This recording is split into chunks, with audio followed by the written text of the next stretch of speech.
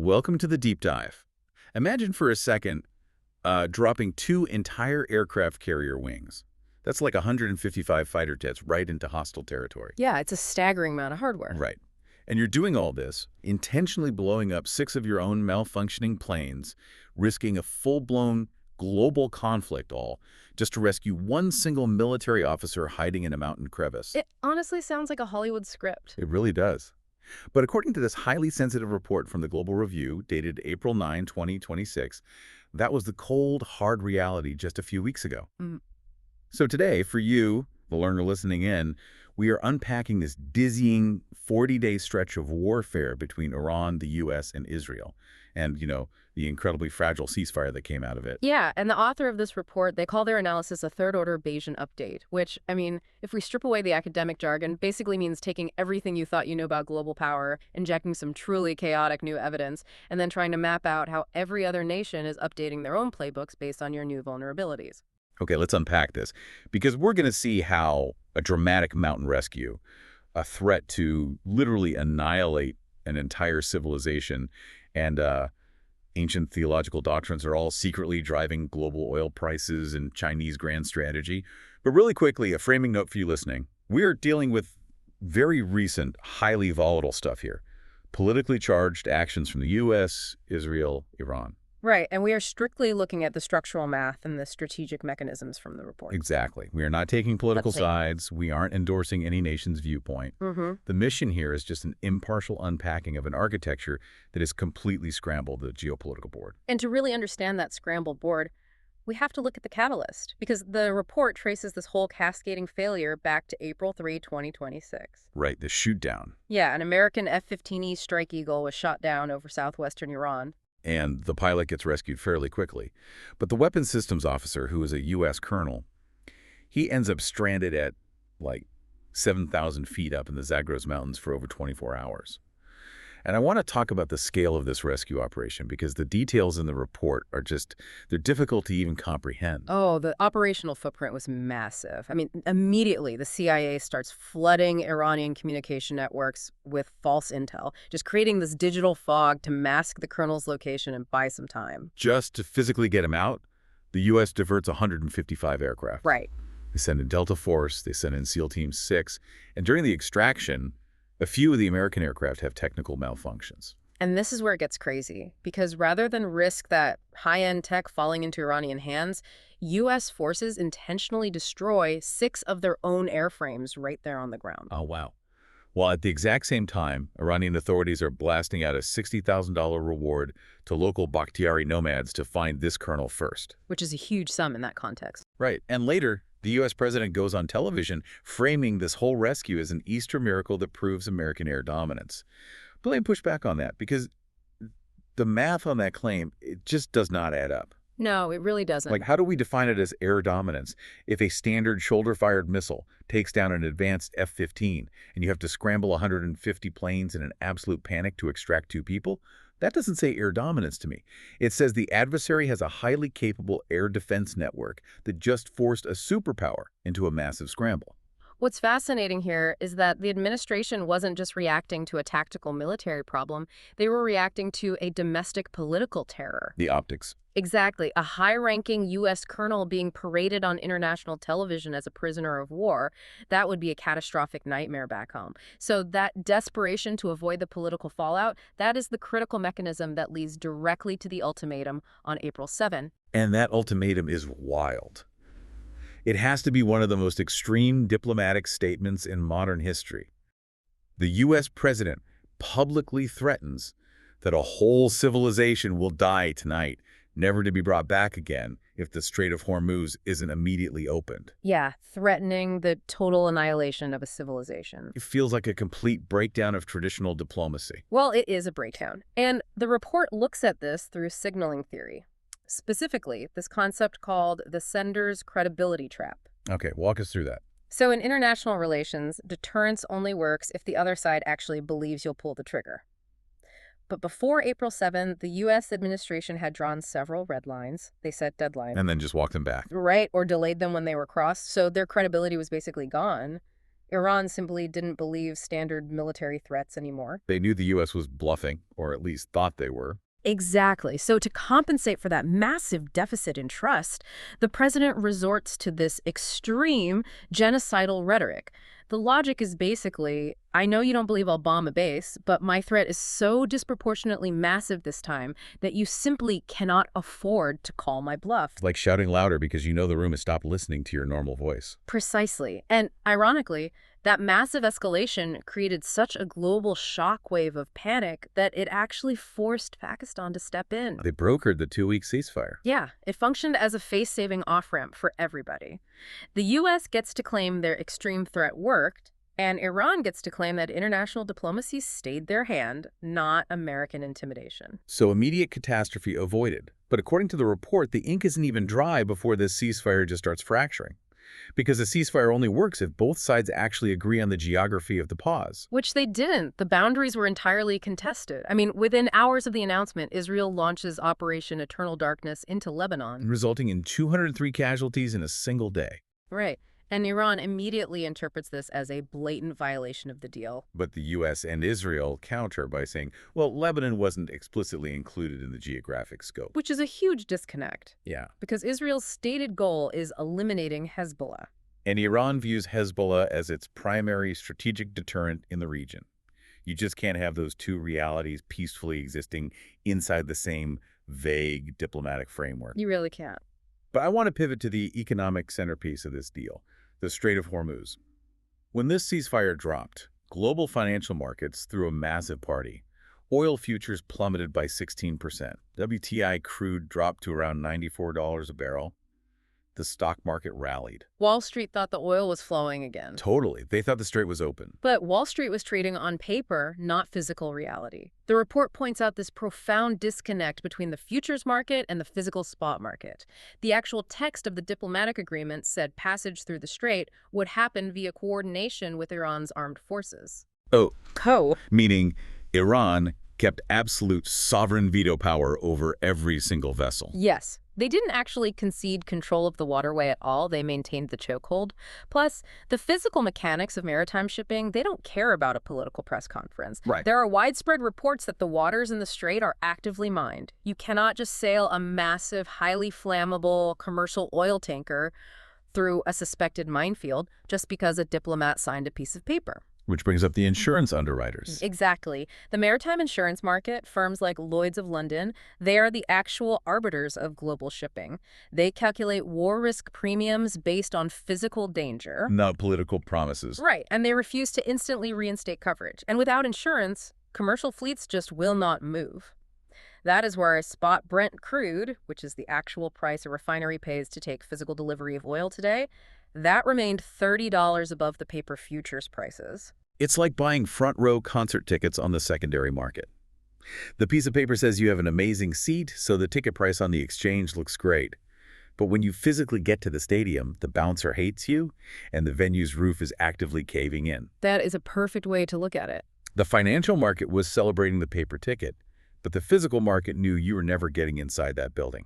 So this brings us to a massive contradiction. If this ceasefire is structurally broken from day one, Israel is still bombing Lebanon. Iran is still choking off the oil. Why did both the U.S. and Iran agree to this pause in the first place? What hidden forces are tying their hands? Well, we have to look at the severe domestic constraints binding the leadership on both sides. On the U.S. side, it's overwhelmingly economic and electoral. The ticking clock. Yeah, the November 2026 midterms. I mean, the national debt is sitting at $39 trillion. They've already burned through an estimated 40 to 80 billion in just the first few weeks of this conflict alone.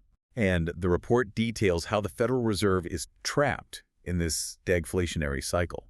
Can you walk through how that paralyzes the administration? Sure. So stagflation is basically the worst-case scenario for a central bank. It's stagnant economic growth combined with high inflation. Because the Strait of Hormuz is choked, global energy supplies are constrained, so oil stays above $90 a barrel. And that energy cost bleeds into literally every consumer good. Exactly, driving up inflation.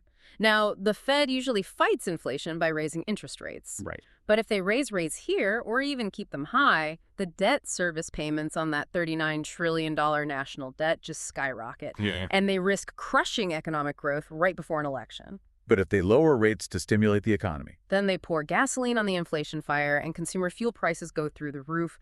The administration is completely cornered. Sustained energy shocks going into a midterm election historically result in a bloodbath for the incumbent party. So the U.S. desperately needed to freeze the board to reset that economic clock. here's where it gets really interesting, though. Iran's constraints are entirely different, and they are rooted in theology. Right, the legitimacy architecture within Iran is undergoing this profound, rapid transition. After a strike on March 8 that killed his family, Mojtaba Khamenei was appointed as the new supreme leader. But he hasn't been seen in public since that appointment. No live TV broadcasts, no public speeches, just written statements. And the report notes that Iranian commentators are drawing parallels between his physical absence and the Ghaiba. The Ghaiba, or occultation. Yeah, this refers to the 12-verse Shia belief regarding the 12th Imam, the Mahdi. Who went into hiding in the year 874 CE. Exactly. And who will return at the end of times to bring absolute justice. Now, under the Iranian constitutional doctrine of Vilayat-e-Faqih, the guardianship of the Islamic jurist legitimate authority during this occultation is supposed to reside with the most qualified scholarly jurist. But Mojtaba Khamenei was elevated during a wartime crisis. He bypassed the decades of recognized scholarly consensus that usually legitimizes that absolute authority. So the traditional religious authority is essentially a vacuum right now. In his physical absence, the state machinery is largely being operated by the IRGC, the Islamic Revolutionary Guard Corps. And within the highest ranks of the IRGC, the report highlights the ascendance of a highly radicalized, modest eschatology. Eschatology meaning the theology of the end of the world. How does that shift alter the actual mechanics at the negotiation table? It completely shatters standard Western game theory. How so? Well, Western diplomacy is built on material deterrence. The assumption is, if I threaten your infrastructure or your economy, you will logically concede to avoid that pain. But if the leadership adheres to a radical eschatological worldview, catastrophic destruction isn't viewed as a deterrent. Because the destruction is seen as the prerequisite. Yes. Escalating confrontation might not be seen as a failure of statecraft. It might be interpreted as a necessary prophesied condition to prepare the world for the return of the Mahdi. If we connect this to the bigger picture, you simply cannot leverage traditional deterrence against an adversary who views apocalyptic ruin as a spiritual victory. So Western negotiators trying to use sanctions relief to buy peace are basically speaking the wrong language. Exactly. They're speaking a language of purely material exchange. The report argues this is futile because it only addresses half of Iran's current decision-making calculus. You can't satisfy a theological imperative with a trade deal.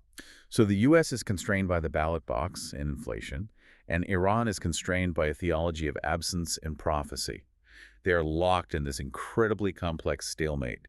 But while they are bleeding each other dry, a third party is quietly reaping all the reward. Oh, absolutely. China is harvesting an unprecedented strategic dividend here, starting with intelligence. Let's look at the mechanics of that. How exactly is China pulling data from a rescue mission in the Zagros Mountains? Well, they're watching a superpower operate in a state of live fire panic that is infinitely more valuable than observing peacetime exercises. By monitoring how the U.S. deployed those 155 aircraft, Chinese intel can map the electronic signatures and command and control frequencies used for a massive impromptu strike package. Wow. Yeah, they used low-orbit satellites and signal intercepts to observe exactly how U.S. Special Ops handle insertion and extraction in hostile terrain. They're calculating the exact attrition rates of American aircraft carriers dealing with continuous swarms of cheap drones. And every single piece of that data is directly applicable to a Taiwan scenario. Yeah. We effectively gave them a real-time, fully funded tutorial on our most guarded tactical playbooks. We did. And the intelligence is invaluable, but China's victory goes way beyond that. It extends deeply into the physical economy of the Middle East. The military strikes have devastated regional infrastructure. The report cites Israeli assessments claiming that 70% of Iran's steel production capacity has been leveled. 70%. That is wild. The destruction to refineries, transport logistics, natural gas facilities across the Gulf, it's monumental. The estimated repair bill is what, somewhere between 140 and $200 billion? Right around there, yeah. And China is the only global power possessing the liquid capital, the industrial supply chains, and the political willingness to finance and execute that reconstruction without attaching Western human rights preconditions. So by dismantling the industrial capacity of the Gulf, the West practically guaranteed that China becomes the indispensable partner for a generation. It establishes a generational economic lock-in. Meanwhile, the U.S. military footprint in the region is actively working against its own allies. When you look at the Gulf basing dilemma in the report, it is alarming. The U.S. maintains nearly 20 facilities across places like Qatar, Saudi Arabia, the UAE, and historically those were built to protect those host nations, right? Right, to project power. But the strategic reality has totally inverted. Those American bases are now drawing fire. The host nations are taking direct kinetic hits on their domestic refineries and civilian grids simply because they're geographically next door to U.S. military installations. It's like building these massive fortresses in your neighbors' yards to protect them, only to realize the fortresses themselves have become giant magnets for missile strikes. You're turning your allies into collateral damage. The American security umbrella has transformed into a strategic liability for the Gulf states. So given all of this, the intelligence leaks, the economic lock-in for China, the bases becoming liabilities, what does the report suggest the G7 actually do? The authors argue that the international community has to step into the diplomatic void the U.S. created.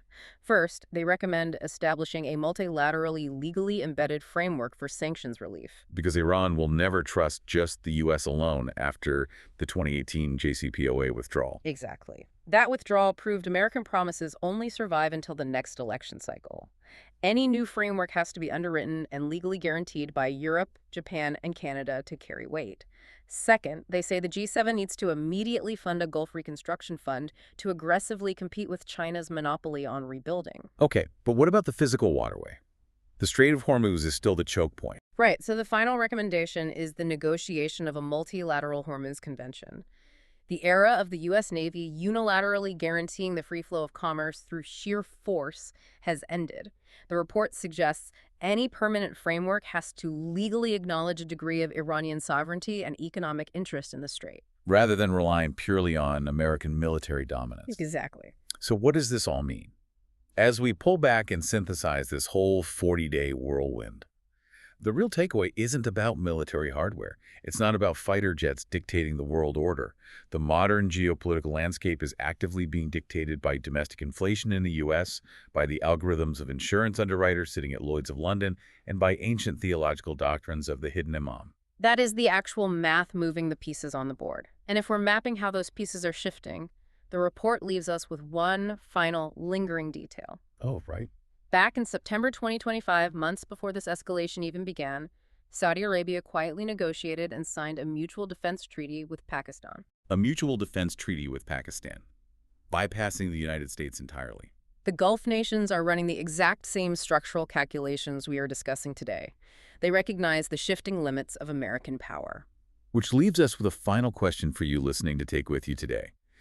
If the wealthiest nations in the Gulf are already seeking strategic protection from regional neighbors like Pakistan, rather than relying on U.S. bases that have basically become missile magnets, are we currently witnessing the final, irreversible days of American-led security in the Middle East, regardless of how these ceasefire talks actually turn out? I mean, the structural foundation of the region has already been replaced. Thank you for joining us on this deep dive. Keep questioning those surface narratives. Look for the hidden structural constraints driving the headlines, and we will see you next time.